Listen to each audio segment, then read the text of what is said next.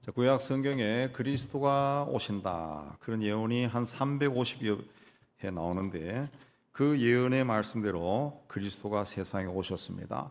그리스도께서 세상에 오신 후에 인류의 역사는 BC, 그리스도가 오시기 전과 AD, 주님이 오신 후 이렇게 나눠졌습니다. 그래서 2023년이다라고 하는 것은 주님이 오신 후 2023년이 되었다 그런 뜻인데, 그러니까 우리가 사는 이 세상의 중심에 예수께서 계신 겁니다. 자, 이렇게 예수께서 오신 후에 기록된 신약 성경에는 다시 오실까? 예수께서 다시 오실 것이다. 그걸 말하고 있습니다. 그리스도가 세상에 오신다는 예언은 이미 이루어졌습니다. 그렇다면 그리스도께서 다시 오신다는 그 예언도 이루어질 줄로 믿습니다. 예수께서는 예수님이 다시 오실 때, 그리고 세상의 종말에는 어떤 일이 있을 것입니까? 라고 제자들이 물었을 때 여러 가지 일들을 말씀하시면서 징조가 나타날 것이다 라고 말하면서 마지막에 천지가 없어질지언정 내 말은 없어지지 아니하리라. 주의 재림과 세상의 종말은 반드시 있을 것이다. 그렇게 말했습니다. 요즘 세상이 참 뒤숭숭합니다. 몇 달 전에 캐나다에서 산불이 일어났는데, 그래서 우리나라에서도 산불 진화팀이 가서 한 달 동안 수거하고 돌아왔는데 아직도 불이 타고 있다 그럽니다. 그래서 이제는 도시에 사는 몇만 명의 주민들을 피난시켰다 그런 이야기도 들려오고, 또 얼마 전에 그 하와이에서 불이 일어나서 거의 뭐 한 섬 전체가 다 타버리고 피할 데가 없어서 바다에 뛰어들었다, 그런 말도 들리고, 너무 많은 사람이 죽었는데 몇 명이 죽었는지조차 모를 정도로 사람들이 불에 다 타버렸다는, 한 1000명 이상이 될 거다 그런 말도 들려옵니다. 또 그런 와중에 신문 한기퉁이에서는 러시아와 북한과 중국과 이란과 같은 그 세상의 악의 축에 속한 이런 나라들이 그 끊임없이 세균 연구를 해서 이제는 이 세균이 굉장히 그 바이러스들이 굉장히 치밀해졌다는 거죠. 치밀해져서 이게 언제 어디서 터질지 알 수 없다. 예. 그야말로 한 캡슐만 가지고 와서 강화문에서 탁 터뜨려도 이 온 나라가 그냥 막 헤매는 그런 일이 일어날 수 있다는, 이 아주 그 비극적인 일이 일어날 수 있다. 이게 어느 원자탄이 터지는 것보다 더 위험한 일들이 지금 일어나고 있다. 그렇게 이야기합니다. 또 이 미국의 전략가, 유명한 전략가가 쓴 이야기도 보면은 중국이 이제 대만을 침략할 것이다. 그래서 대만이 막 무기를 사고 미국도 그러지 마라 그러고 뭐 서로 뭐 항공모함을 보내가지고 시위도 하고 막 그렇게 하는데, 그 미국의 전략가가 쓴 글은 중국은 대만을 침략하지 않는다는 거예요. 중국이 가장 바라는 것은 북한으로 하여금 한국을 침략하게 하는 거, 그래서 국지전을 일으키는 거, 그거랍니다. 중국이 대만을 침략하면은 대만도 거기에 대해서 그 대비를 하고 있기 때문에 중국 군인들이 피해를 입는다는 거죠. 엄청나게 죽을 것이다. 세계적으로 가장 크다는 샨시댐을 향해 가지고 이 대만이 미사일을 겨누고 있는데 그게 가서 터져버리면 난리가 날 것이고, 그 서해 지역에 원자력 발전소가 굉장히 많은데 그 중에 하나라도 터지면은 난리가 난다는 거지. 그래서 중국이 협박만 하고 하지는 않고 실질적으로는 북한을 꼬드겨서 한국에 국지전을 일으킬 정도로 뭔가를 터뜨리면은 가만히 앉아서 이익이 된다. 동북아의 질서 개편이 된다는 거죠. 손 안 들고 코 푼다는 거죠. 꼭 국지전만 한국에서 퐁당퐁당 일어나면 재편이 돼. 세력이 재편이 된다는 거죠. 중국이 노리는 것은 그거다. 그런 기사를 쓴 그런 글을 읽어봤습니다. 세상이 이제는 앞으로 무슨 일이 일어날지 알 수 없다네. 우리가 이 코로나가 터져가지고 한 3년 동안 온 세상이 스톱되다시피 했지 않습니까? 이 코로나의 원인이 아직도 모른다고 하는데, 그 일각에서는 중국이 그 바이러스를 실험한 것이 아닌가 그런 말이 들 정도라는 거죠. 이게 세상이 어떻게 될지 알 수 없어요. 예. 예수님께서 당신께서 이 세상에 오실 때 동시에 세상의 종말도 있을 것이다. 그런 말씀을 직접 하셨습니다. 직접. 네. 인자가 구름을 타고 능력과 큰 영광으로 오는 것을 사람들이 볼 것이다. 그렇습니다. 너희도 준비해라. 생각하지 않은 때에 인자가 올 것이다. 그렇습니다. 내가 다시 와서 너희를 내 있는 곳으로 영접할 것이다. 그런 말씀하셨고, 사도행전에서 예수께서 승천하신 후에 제자들이 하늘을 쳐다보고 있으니까 흰옷을 입은 두 사람이 나타나서 너희들이 어찌하여 하늘을 쳐다보느냐. 하늘로 들려오진 이 예수는 하늘로 가심을 본 그대로 올 것이다. 그랬습니다. 우리는 성경을 통해서 그리스도께서 세상에 오셔서 우리 죄를 대속해서 십자가에 죽으시고 무덤에 부활하셔서 사망 권세를 이기셨다라는 것을 읽고 또 믿고 있습니다. 그렇다면 주님께서 다시 오신다고 하신 말씀도 믿어야 합니다. 바로 오늘 말씀에서 주의 날이 임할 때 성도들이 어떠한 신앙을 가지고 살아야 되는가라는 것을 말하고 있습니다. 먼저 그리스도인으로서 분명한 정체성을 가져야 된다. 제가 그렇게 정리를 한 건데, 그리스도인으로서 분명한 정체성. 내가 누구냐? 나는 예수 믿는 사람인데 이게 뭘 이야기하느냐? 거기서 분명한 믿음을 가져야 된다. 그랬습니다. 2절에 주의 날이 밤에 도둑같이 이른다. 주의 날은 심판의 날이요 그리스도가 재림하는 날입니다. 그의 날이, 그 날은 밤에 도둑같이 온다. 도둑은 내가 맨날 몇 월 며칠 몇 시쯤에 당신 집에 방문해서 안방에 있는 거, 건너방에 있는 거 뭘 가져갈 테니까 준비하시오. 경고문을 보내지 않습니다. 대부분의 사람들이 도둑을 맞은 후에, 아니 도둑이 언제 들어왔다 갔지? 그렇게 그런 일을 겪는다는 거죠. 주님의 날이 그렇게 온다 그랬습니다. 사람들이 현재 생활에 만족하고 평안하다, 안전하다 그렇게 할 때 주님이 호련히 임한다. 그래서 예수께서는 그때가 노아의 때와 같을 것이다 그랬습니다. 노아가 방주에 갈 때까지 사람들이 먹고 마시고 장가 들고 시집가더니 홍수가 일어나서 사람들이 다 멸하였다. 또 롯의 때와 같으니 사람들이 먹고 마시고 사고 팔고 심고 집을 짓더니 롯이 소돔에서 나가자마자 하늘에서 불과 유황이 비 오듯이 쏟아졌다. 인자에 나타난 날도 그와 같을 것이다. 그랬습니다. 먹고 마시고 사고 팔고 집 짓고 장가가고 시집가는 거, 이게 문제가 있다 그렇게 말한 것이 아닙니다. 사람들이 그저 세상에서 살아가고 있는 그 일에만 집중해가지고 거기만 몰두해서 살아갈 때, 영적인 것에는 전혀 관심 없이 살아갈 때 어느 날 갑자기 평안하다 안전하다 하고 만족하며 살아갈 때 어느 날 갑자기 그 날이 온다. 그래서 마치 임신한 여자에게 해산의 고통이 임하는 것처럼 올 것이다. 그렇게 닥치면 피하지 못하리라. 절대로 피할 수 없다. 그러나 4절에 보면 형제들아 너희는 어둠에 있지 아니하며 그날이 도둑같이 너에게 임하지는 못할 것이다. 세상 사람들은 어둠의 권세 아래 있는 자들입니다. 아직도 죄와 사망의 권세 아래 있는 사람이, 죄가 무엇인지 사망이 무엇인지 모르고 사는 사람들이, 그래서 하나님이 누군지도 예수님에 대해서도 관심이 없이 삽니다. 그저 세상에서 내 눈에 좋고 내 몸을 즐겁게 하는 것만 쫓아다닌다. 그러다가 어느 날 갑자기 주님이 오시는 것을 맞이하게 된다 그랬습니다. 그러면서 5절에 너희는 다 빛의 아들이요 낮의 아들이라 우리가 밤이나 어둠에 속하지 아니하나니. 하나님은 빛이시고 우리는 빛의 자녀입니다. 그러므로 성도는 주 안에서 빛이고 세상의 빛이다 그랬습니다. 성도들은 밤이나 어둠에 속한 자가 아니라는 거예요.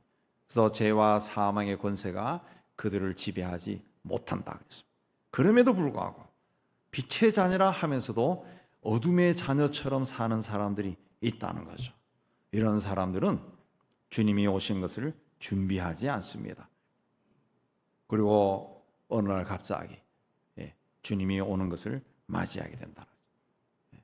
그래서 우리는 이 시대에 내가 누구인가, 내가 하나님의 자녀고 내가 빛의 자녀라는 것을 분명하게 인식하고 살아야 된다.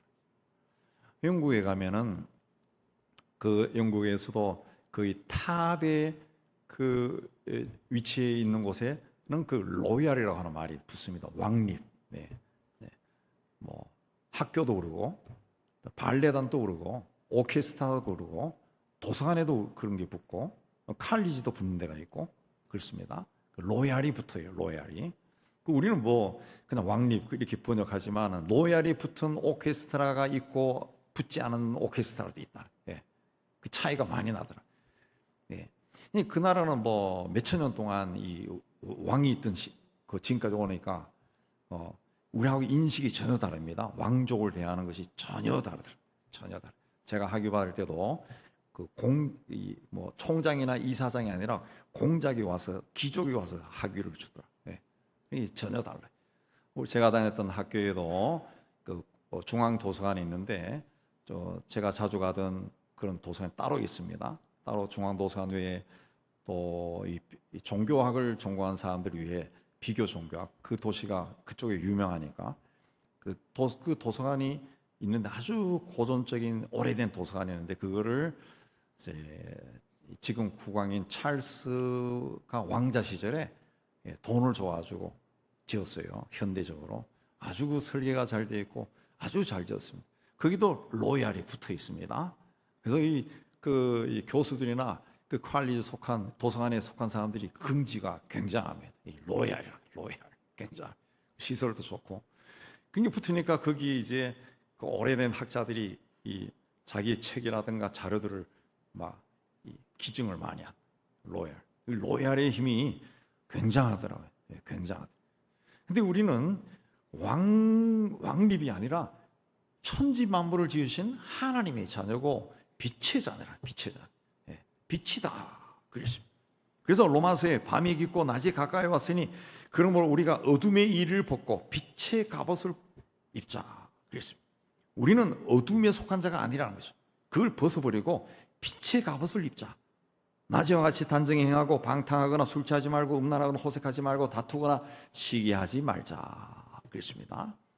사람들이 로마서에서 말씀한 것처럼 사람들이 방탕하게 살고 술에 취하고 음란을 쫓고 죄 가운데 살고 마귀와 벗하고 악한 짓을 하고 그렇게 살면은 결국은 지옥에 간다. 지옥에 간다. 그냥 이렇게 사는 것은 어둠에 속한 사람들이 추구하는 삶입니다. 예수를 모를 때 우리도 이렇게 살았다는 거예요. 그래서 이제는 그런 것을 다 벗어버리고 빛의 갑옷을 입자. 에베소서 5장 8절에도 너희가 전에는 어둠이더니 이제는 주 안에서 빛이다. 빛의 자녀들처럼 행하라. 빛의 열매는 모든 착함과 의로움과 진실함에 있느니라. 그랬습니다. 어둠의 세력이 지배하는 곳은 원초적인 본능을 만족하는 것으로 나갑니다. 마귀가 항상 천사처럼 다가와서 막 아름다운 것을 막 보여줍니다. 눈으로 봤을 때도 멋있고 이 입으로 즐기기에도 멋있고 먹는 것도 좋고 몸으로도 느끼고 그런 것들을 자꾸 갖다 제공한다. 그런 것들이 이제 그 한마디로 다르게 표현하면 뭡니까? 돈이고 권력이나 그리고 사람을 지배하는 것. 두세 사람이 있어도 내가 그 중에서 왕노릇하는 것. 마귀는 자꾸 우리를 그런 쪽으로 인도해 갑니다. 근데 어둠의 세력 가운데 있을 때 그들의 지배를 받을 때는 이게 잘못된 것이다. 그렇게 생각하지를 못합니다. 생각하지를 못한다는 거죠. 그래서 도덕적으로 해이죠. 사람을 종으로 부르면서도 사람에게 폭력을 행하면서도 전혀 죄책감이 없어요. 죄책감이 없어요. 그러나 우리가 빛 가운데 있게 되면은 그 어둠의 행위를 빛으로 비춰주면은 밝게 드러나면은 이게 잘못됐구나. 내가 왜 이런 일을 하지? 놀랜다는 거죠. 놀랜다. 빛의 자녀인 우리는 빛 가운데 있어야 됩니다. 빛의 열매는 착함과 의로움과 진실함이다. 그랬습니다. 정직한 것이다. 그랬습니다. 착하고 의롭고 진실을 추구하며 살면 세상의 죄악이나 쾌락을 즐거워하지 않게 됩니다. 그래서 예수께서도 너희는 스스로 조심하라. 그렇지 않으면 방탕함과 술취함과 생활의 염려로 마음이 둔하여지고 뜻밖의 그날이 득과 같이 너희에게 임하리라. 그랬습니다. 우리는 아무리 기쁘고 즐거운 것이라 할지라도 그 세속적인 것에서 그걸 취하려고 해서는 안 된다는 거죠. 그런 것들은 반드시 세상의 죄악과 연결이 되어 있어요. 연결이 되어 있어요. 그런 것에서 자꾸 즐거움을 얻으려고 하면 나도 모르는 사이에 늪에 빠져들어가는 거예요. 늪에 빠져들어가는 거예요. 우리는 세속적인 것에서 기쁨을 찾는 것이 아니라 하나님의 그 이 품 안에서 기쁨을 찾아야 됩니다. 기쁨을. 꼭 그런 것이 아니어도 우리가 기뻐하고 즐거워하는 것이 참 많습니다. 참 많습니다. 예. 꼭 이 세속적인 음악 막 들으면서 막 푹짝푹짝푹짝 하는 것에 따라서 몸을 흔들지 않아도 세상에는 아름다운 음악들이 굉장히 많습니다. 들으면 마음이 막 풍요로워지고 막 감동이 오는 그런 음악들 많습니다. 미술도 마찬가지. 예. 숲속에 들어가서 숲을 봐도 참 마음의 흐뭇함이 일어나고, 심지어는 거리를 지나가는 아이들을 봐도 아유 어떻게 애들이 저렇게 이쁘게 생겼을까. 하나님도 참 재미있는 분이다.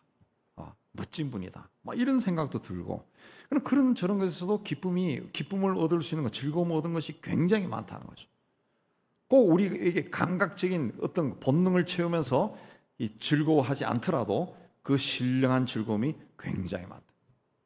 우리는 하나님의 자녀입니다. 빛의 자녀입니다. 그러면은 빛의 자녀는 빛의 자녀답게 행하라 그랬습니다.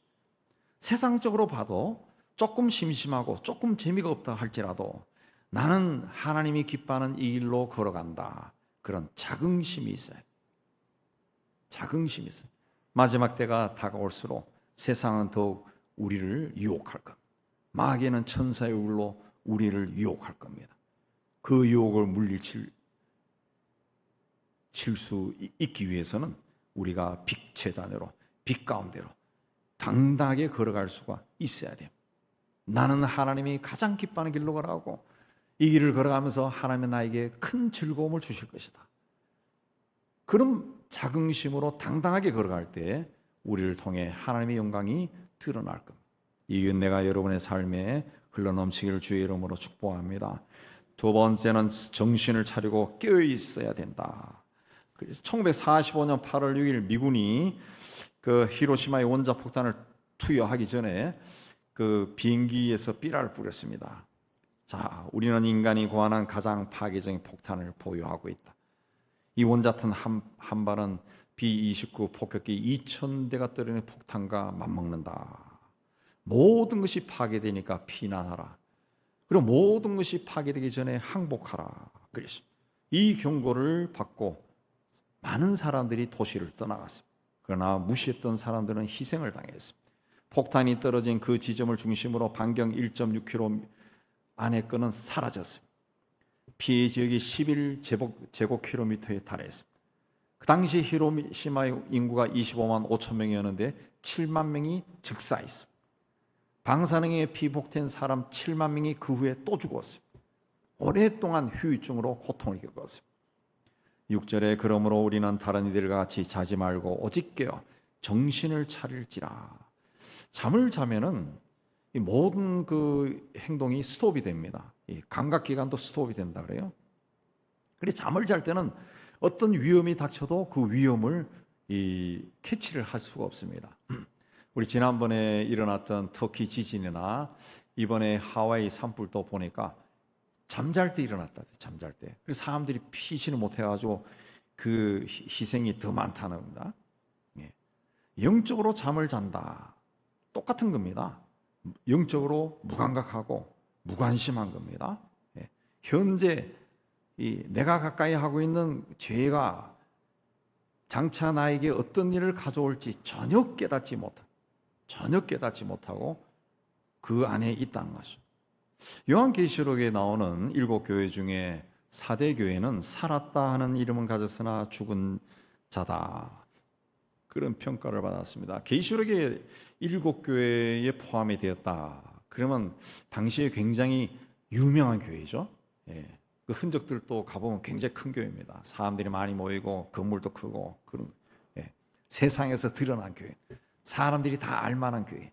그러나 그런 교회를 향해 하나님 뭐라 그랬습니까? 살았다 하는 이름은 가졌으나 죽은 자다 그랬습니다. 사람들이 봤을 때는 살았다, 야 대단하다 그러지만 하나님 봤을 때는 죽은 것이다 그랬습니다. 죽은 것이다 그랬습니다. 마치 내사 판정 받은 거나 똑같다는 거죠. 예, 똑같다는. 그러나 노아 시대에 세상이 다 죄 가운데 막 빠져 있고 막 타락해가는 그 시절에 노아는 살아 있었어요. 죽은 것 같은 세상에서 노아는 살아 있었어요. 깨어 있었다는 거죠. 깨어 있다. 깨어 있다는 것은 하나님을 의식하고 있다는 거죠. 예. 심판의 날이 있다는 것을 알고 있다는 거예요. 그래서 이렇게 살아서는 안 된다 하고 경건하게 살았다는 거예요. 경건하게 살아. 예. 정신을 차려라. 예. 정신을 차리고, 이 성서의 원뜻은 술 취하지 않는다는 겁니다. 술 취한다. 그러니까 술로 상징되는 세상적인 즐거움에 빠지지 않는다는 거예요. 예. 절제하는 생활을 통해 도덕적으로 단정한 생활을 한다는 겁니다. 예. 영적인 일에 관심이 없고 그저 세상의 즐거움을 쫓아다니는 삶을 사는 것은 어둠의 자식들이 하는 일입니다. 그러나 빛의 자녀들은 그렇게 살아서는 안 된다. 그래서 세상이 아니라 성령에 충만하고 살아야 돼요. 성령이 충만해요. 그래서 세상 물질이나 명예나 권세나 정욕을 쫓아다니지 아니하고 오히려 그런 것으로부터 자유해야 돼요. 자유한다는 것은 거기에 대해서 관심을 가지지 않는다는 것이 아니라 우리가 이 세상에 살고 있기 때문에 관심을 가질 수밖에 없어요. 영향을 받을 수밖에 없어요. 그러나 자유한다고 하는 것은 거기에 좌우되지 않는다. 좌우되지 않는다. 예.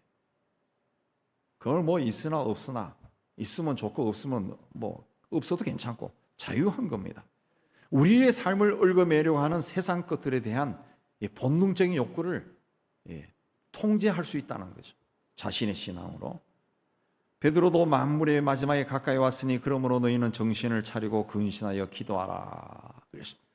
사단은 성도에게 세상 것에 취하게 하고 육신의 정욕에 빠지게 하고 본능대로 살도록 끊임없이 충동질합니다. 그러나 깨어 근신할 때 이런 미혹을 물리칠 수가 있어요. 군대에서 가장 중요한 것은 전투에서 승리하는 것이 아니고 그 전에 경계입니다. 경계. 적군이 들어오는가, 그걸 경계하는 거예요. 경계하는 거. 저는 그 최전방 철책선에 있어서 70년대에 그게 경계에 대해서 막 이 귀가 아플 정도로 이야기를 많이 들었습니다.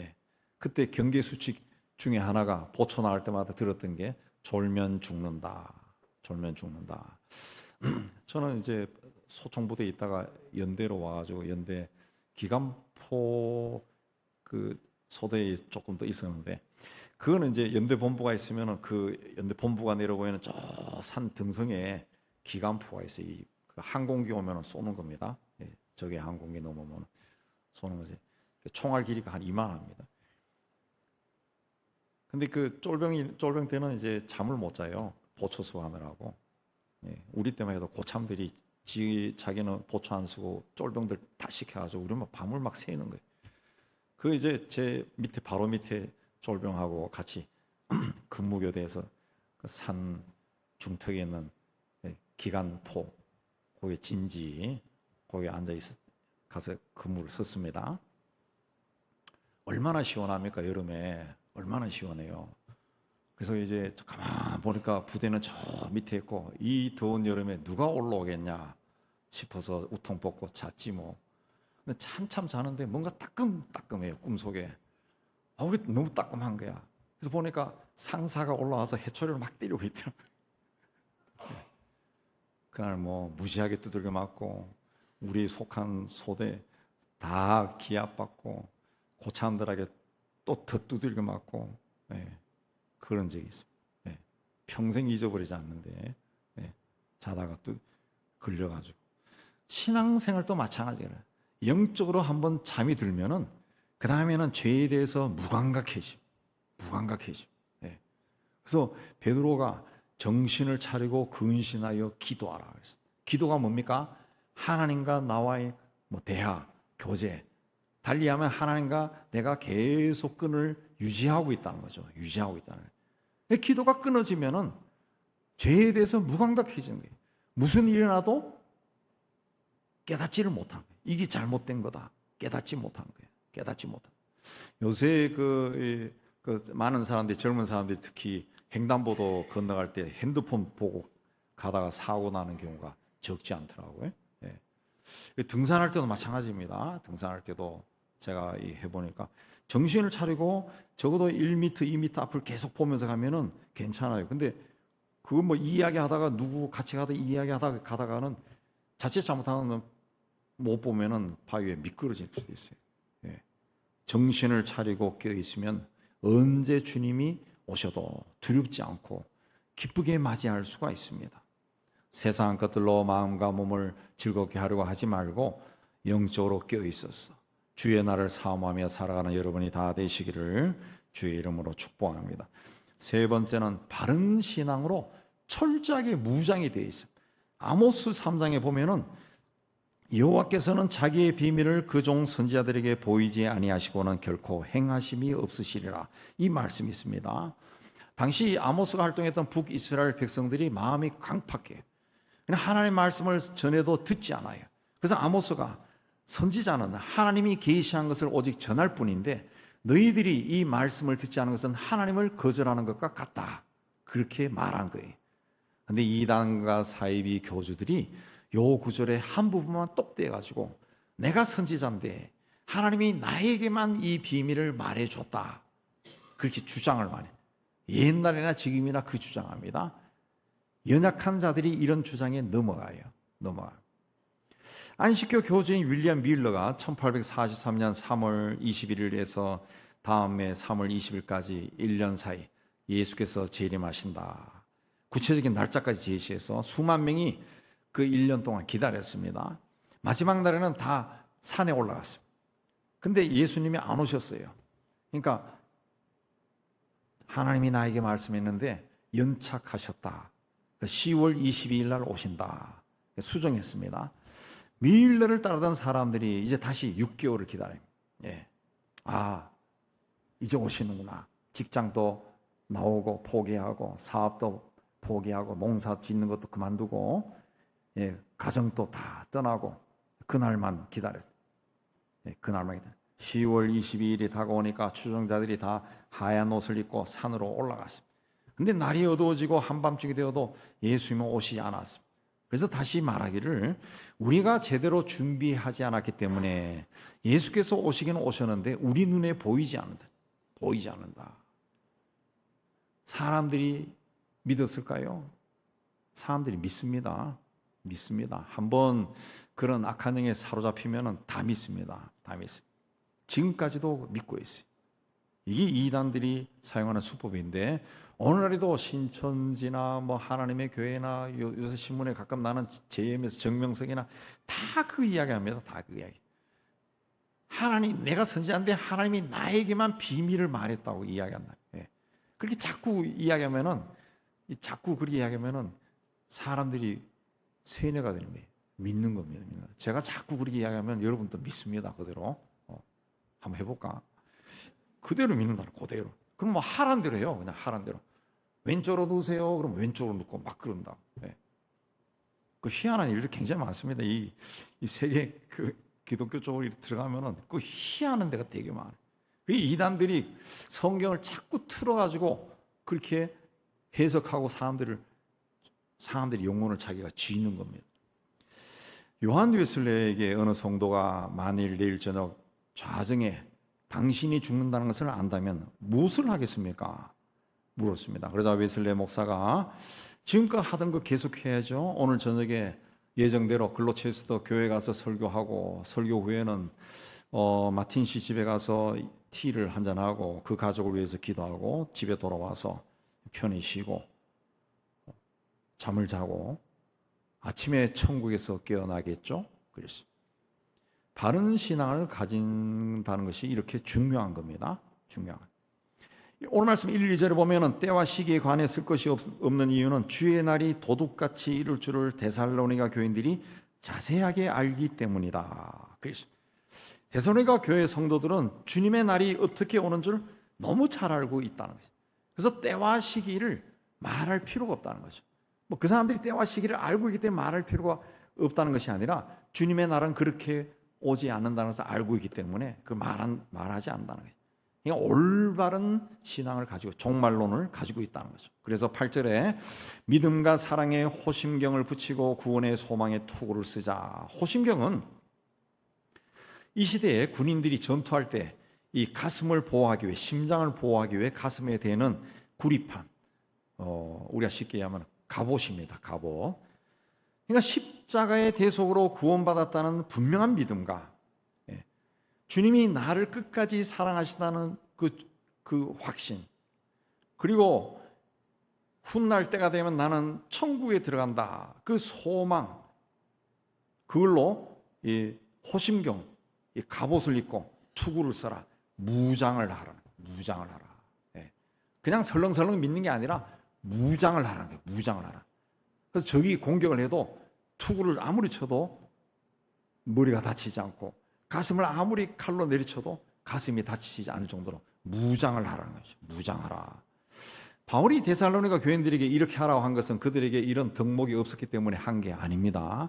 데살로니가전서 1장 2절 3절에 보면은 우리가 항상 하나님께 감사하며 기도할 때 너희를 기억하면 너희 믿음의 역사와 사랑의 수고와 소망의 인내를 우리 하나님 아버지 앞에서 끊임없이 기억함이니.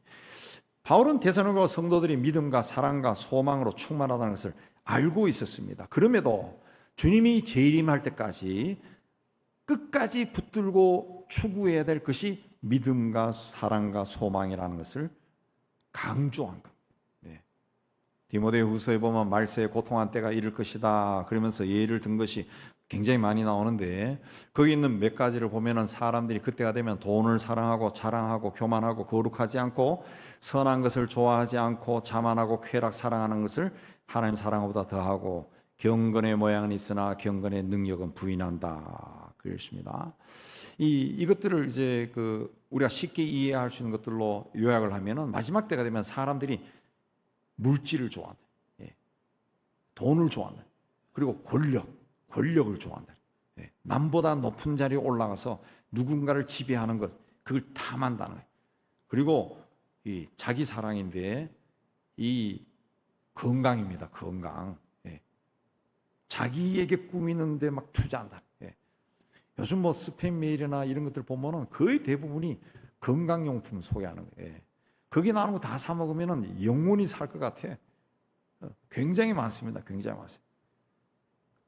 그게 그냥 그렇게 되는 게 아니라 성경은 이미 우리에게 다 이야기하고 있어요.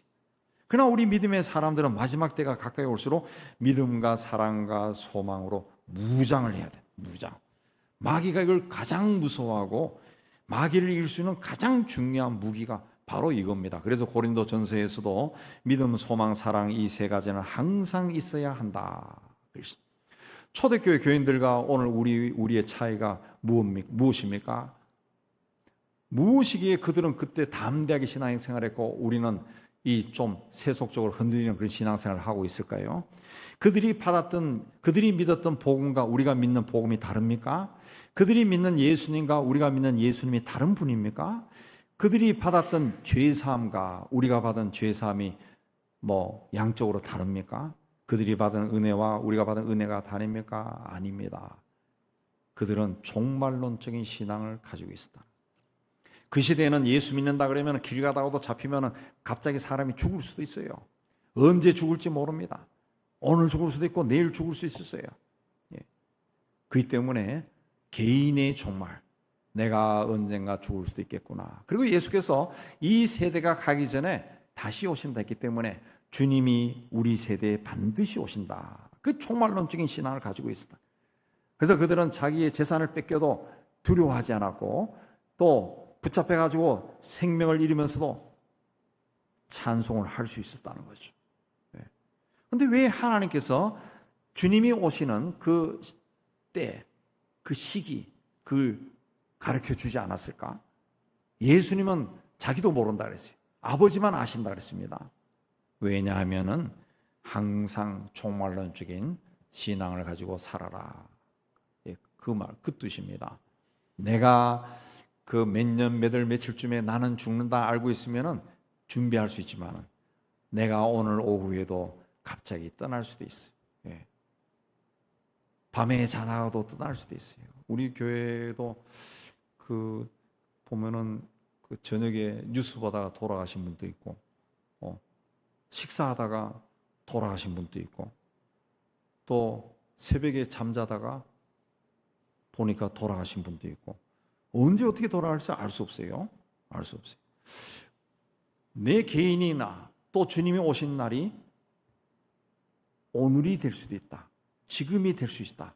그런 의식을 가지고 사는 사람은 하나님 앞에서의 신앙이 달라질 수밖에 없어요.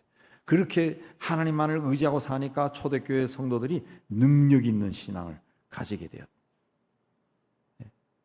성경은 예수께서 재림하시면 인류의 역사도 끝이 난다, 그렇게 말합니다. 과연 그런 일이 일어날까 의심하는 사람이 적지 않지만은 가만히 보면은 세상의 모든 것에 시작이 있고 끝이 있어요. 인간의 삶에도 태어난 날이 있고 죽는 날이 있습니다. 그렇다면 세상이 창조된 날이 있다면은 세상이 끝나는 날도 있습니다. 오늘날 세상이 굉장히 소란해지고 있습니다. 예. 이전에는 상상도 못했던 일들, 생각도 못했던 일들이 오늘 우리 시대에 막 벌어져요. 이제는 산책도 편하게 할 수가 없는 그런 시대가 되어갔어요. 산에도 혼자 올라가니까 겁나는 시대가 되어갔어요. 예. 이곳저곳에서 사람들이 폭력의 희생이 되고 있습니다. 왜 이렇게 온 세상에 평범한 사람들이 그런 악한 일을 저지를까? 왜 그럴 것 같아요? 그 사람이 뭐 갑자기 그런 일을 할 것 같아요? 제가 봤을 때는 이 세상에는 성령이 아니면 악령이 있습니다. 악령. 그 악한 영이 사람들을 충동시켜. 그래서 평범하게 지내던 사람이, 우리 집에 착한 아들이 갑자기 이상한 짓을 하는 겁니다. 예. 악한 영들이 사람을 자꾸 움직이는 그런 일을 하게 하는. 이게 왜 일어날까? 악한 영들은 주님이 오신다는 것을 영적인 존재이기 때문에 안다는 거예요. 그걸 방해하는 거예요. 더욱이 하나님의 사람들 더 집요하게 흔들린 거예요. 그러니까 앞으로는 이런 상상도 못했던 일들이 더 많이 일어날 수 있다는 거죠. 어떻게 그런 일이 일어나? 어떻게 그런 일이 일어나? 예.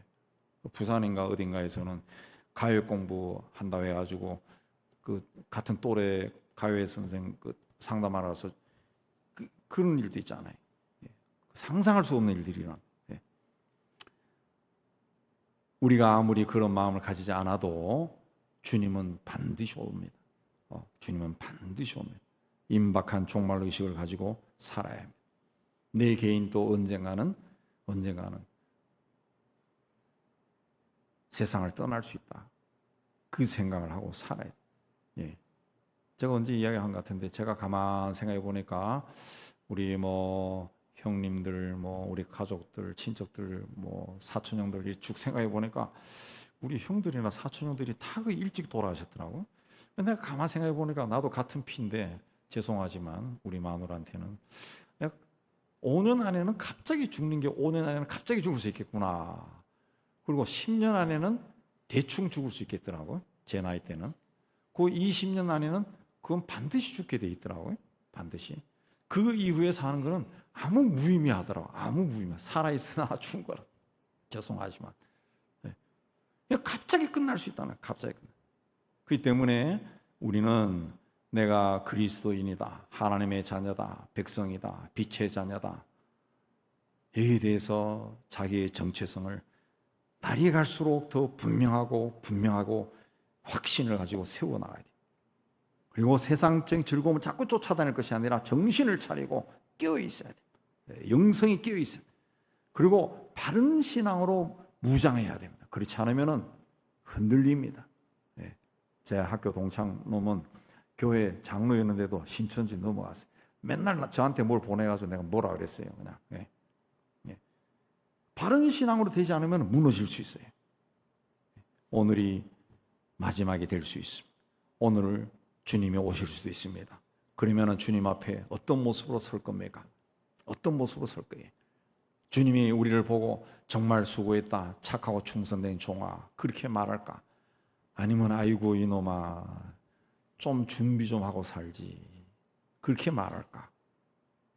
우리는 다 언제 주님이 오시더라도 주님이 잘 수고했다, 그렇게 말할 수 있는 그런 칭찬받는 복되고 은혜로운 삶을 사는 여러분이 다 되시기를 주의 이름으로 축복합니다.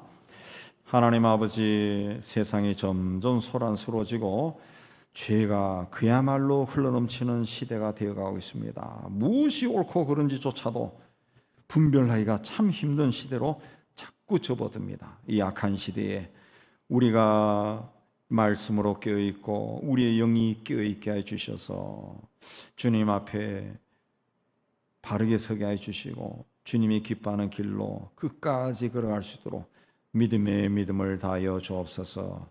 연약하고 부족한 믿음을 가진 사람들은 주님 앞에서 그 말씀으로 더욱 강해지고 견고한 믿음을 가지게 하여 주셔서 우리뿐만 아니라 나를 아는 모든 사람들을 주님 앞에 올바르게 세우는 귀한 자들이 다 될 수 있도록 은혜 다하여 주옵소서.